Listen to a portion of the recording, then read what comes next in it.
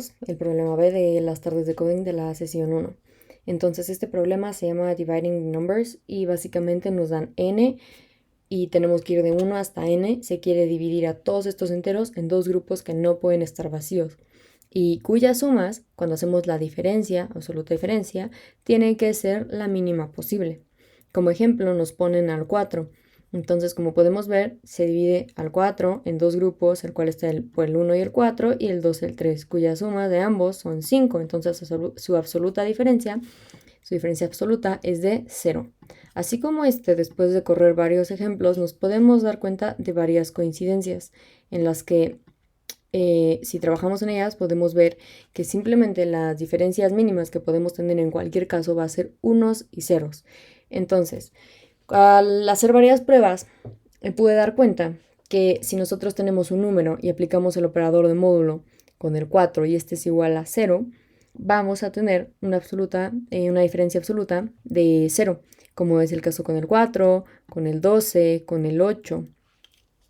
Y asimismo, con ciertos números que cumplen características como n-1, como son el 7, el 3 y el 11, que aunque podemos ver que no necesariamente cumplen con la adición del 4, si nosotros les agregamos 1, sí la cumplirían. En este caso, ambos grupos tienen exactamente la misma suma, por lo que, bueno, la diferencia va a ser 0. Y también, así como esto, tenemos los demás casos que nos van a dar unos, pero estos pueden ocupar pares o impares, no es exactamente una regla de los impares. Entonces, cuando nosotros tenemos, por ejemplo, un 5, vemos que el tamaño de ambos grupos va a ser diferente y siempre la suma va a ser uno mayor que el otro, por lo que la diferencia nos va a dar 1.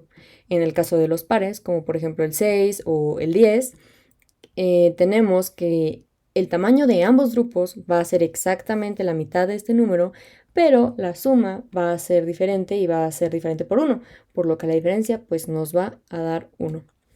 Entonces, el acomodo de estos números yo los puse así, ya con fines prácticos, pero al momento de hacer el programa se explica más o menos el por qué.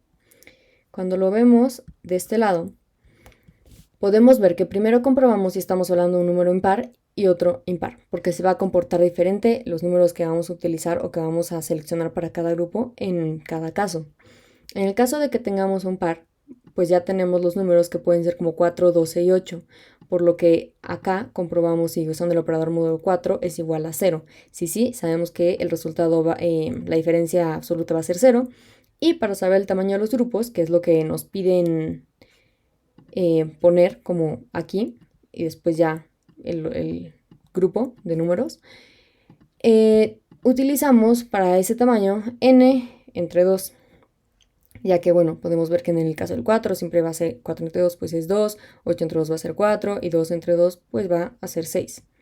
Para el caso de los números que sí sean pares pero que no cumplan con esta regla como lo son el 6 y el 10, tenemos que bueno, la diferencia absoluta siempre va a ser 1 y para encontrar su tamaño simplemente lo dividimos entre 4, lo multiplicamos por 2 y le sumamos 1. En el caso del 6, bueno, como estamos hablando entero, nos haría 1 por 2, sería 2 más 1 sería 3.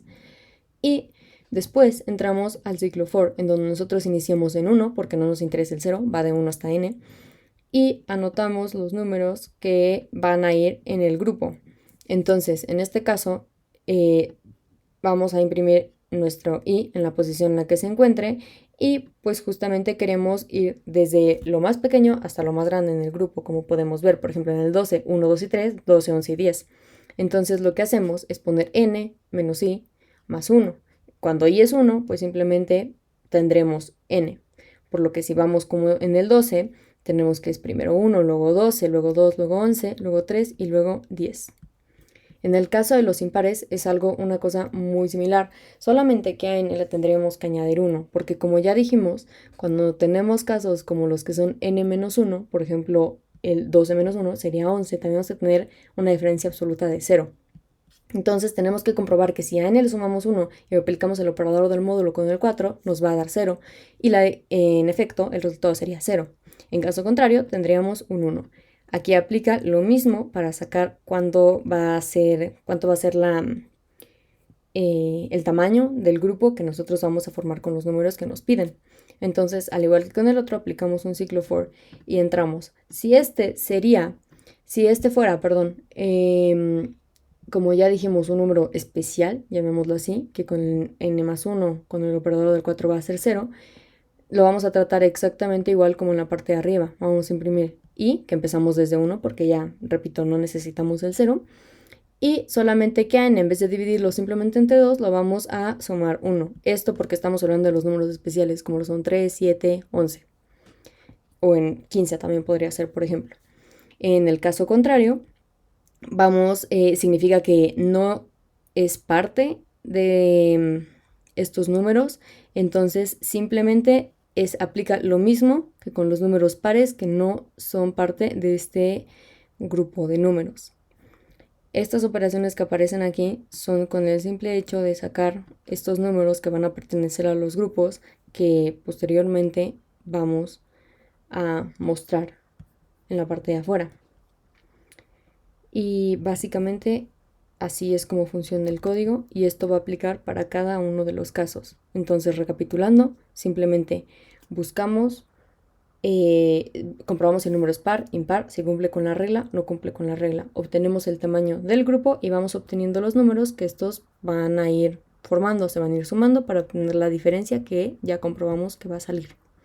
Entonces, al momento de poner esto en el problema C de Codeforces,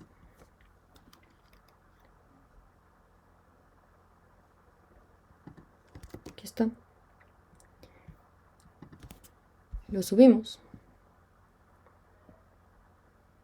obtenemos que fue aceptado y pues eso fue todo.